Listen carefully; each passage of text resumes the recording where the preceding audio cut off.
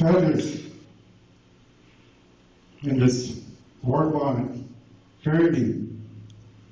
28 feathers are the responsibility in order to understand the human life. And the other 2 is the earth. We call them Mother Earth. She is the provider of life. And if you could just imagine, in 1850, when our forefathers signed the treaty, they were totally dependent on the natural. And what I'm going to pass on is the physical leadership of the chief we elected. And I'm not biased, but the former chief we had always criticized me.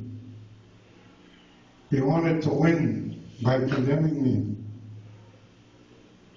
But I believe this one here, there's a reason. We communicated, even though I still ran for that position. But I have a reason.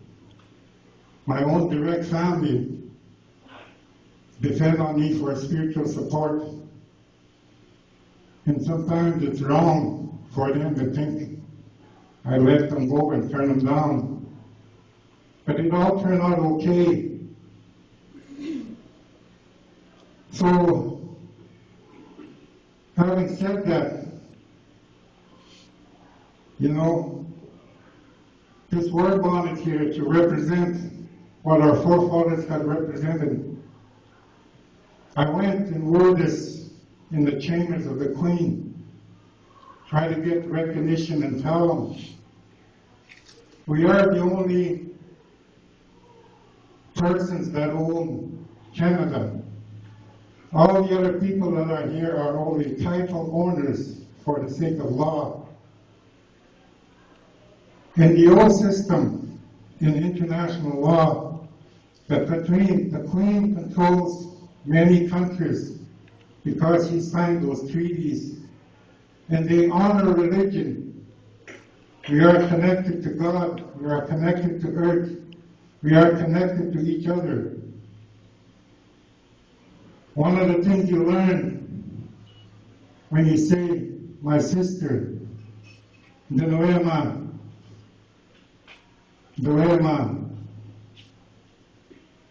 it's the richness of life. In which case you say, my brother, I need him in order to go to the next step of my spiritual learning. Because when we are born, we are facing north, standing here from the south. That's our journey in our life. And one day we're going to go home. But there are many obstacles, many challenges. A lot of times I thought, you want to give up, you want to get mad. And it doesn't work.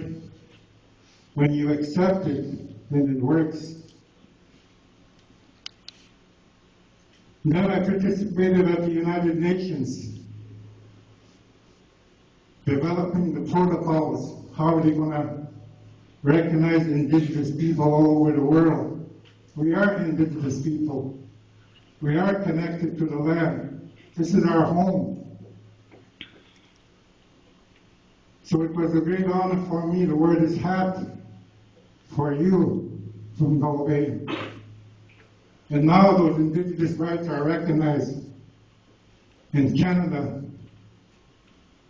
I think those were introduced at the United Nations in 1992. And 10 years later, Canada finally recognized them in 2006. So now there is a lot of challenge for our leadership to capitalize on that, to better our lives. And we need to come together to do these things. So when I transfer this responsibility to my brother here, we're going to say a prayer. I'm going to pray for him. Then the drum here is going to sing an honor song. and everybody could come around and shake his hand. Gee. Also, I'd like to see the counselors that are present to stand with him in the front here so he could also shake their hands. Because the way I look at my counsel is the tail of that eagle. If that eagle had no tail, he won't be able to fly. He'll fly all over the place. So if those counselors act in a good fashion toward their chief, they're going to accomplish a lot of things. Oh, my brother's not even here. Do we have a camera?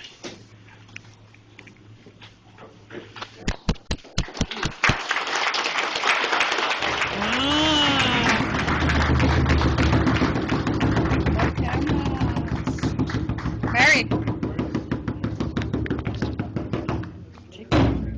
take some pictures. Our brother. Jeez, my brother just saw the damn camera here.